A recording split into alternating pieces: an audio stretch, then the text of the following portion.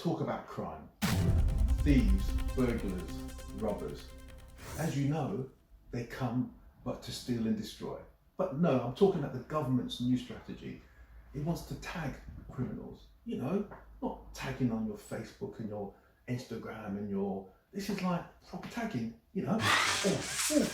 almost have a damage. Oh, wardrobe malfunction here. Listen, I'll get it sorted.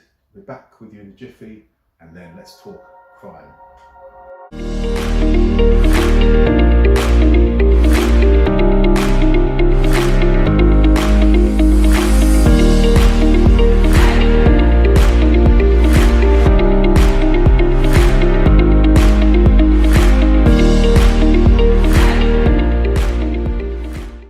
back and I'm properly attired. Yeah? Oh, it's so good. Listen, the government wants to put a new plan in place to tag thieves, burglars and robbers who have served their sentence, and 12 months after they're released, the government wants to put tags on them so they can see where they go. The main reason for this is the recidivism rate is so high. For those just leaving prison, they commit and recommit crime to such a high level, it is problematic. And I'm sure many of you who have been robbed or had burglaries or suffered so-called low-level crime can testify that the clarion call has been, what is the government doing to prevent these guys and girls reoffending and constantly burgling our properties? So this is the strategy, and the challenge, there are civil liberties challenges with this around, well, if you've served your sentence, why should you then be subject, or why should people then be subject to further restrictions? On one level, part of the answer is that it will enable the police to eliminate you. We all know that phrase, we want to eliminate you from our inquiries, madam, sir. But it does do that because if you're tagged, and then it means that you can quite easily be eliminated. There are concerns about how the radius of these tags, because if a robbery or burglary is committed within half a mile of you, to what extent will you be fingered for it in many ways?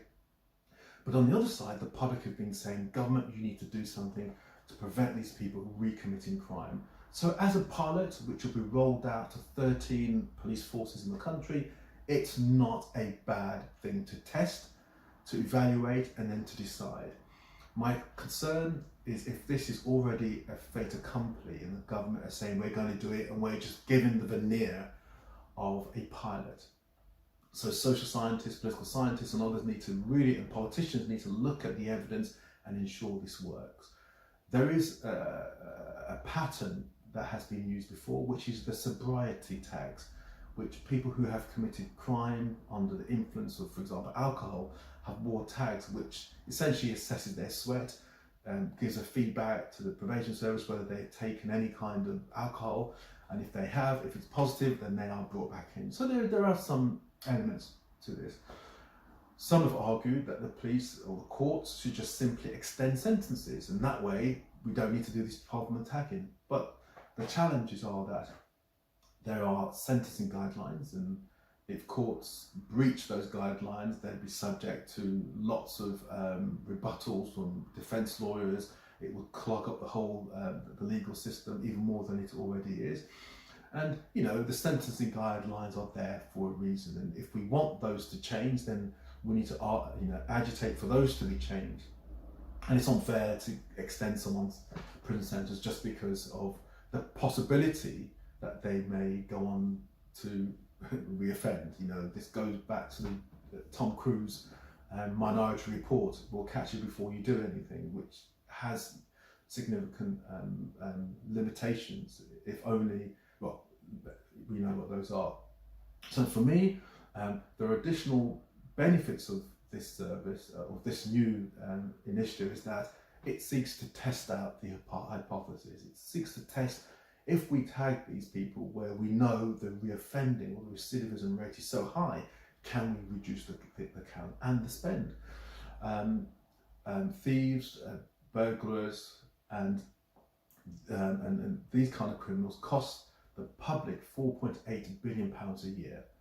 Kit Malthouse, the minister, is saying it costs so much, we need to put something in place. But for me, This will only work effectively if there is a wraparound service of support. These services of support will include assistance with substance misuse, assistance with job hunting, support in terms of getting qualification and work-ready skills. So it's an interesting, and I think it's a welcome move, but I do think the government needs to redouble its effort, using that great phrase, to provide wraparound services and support so that when someone leaves incarceration, they're not just left with a tag, over to you, my dear, over to you, Sonny, let's see if you can reoffend. We need to give them proper intervention and support. So I think let's tag them, let's check out how the pilot goes, and all should be well if the results suggest that it has a material effect on the rates of recidivism. Listen, over and out. Catch you later, alligator. Thanks for listening. Please share and please subscribe.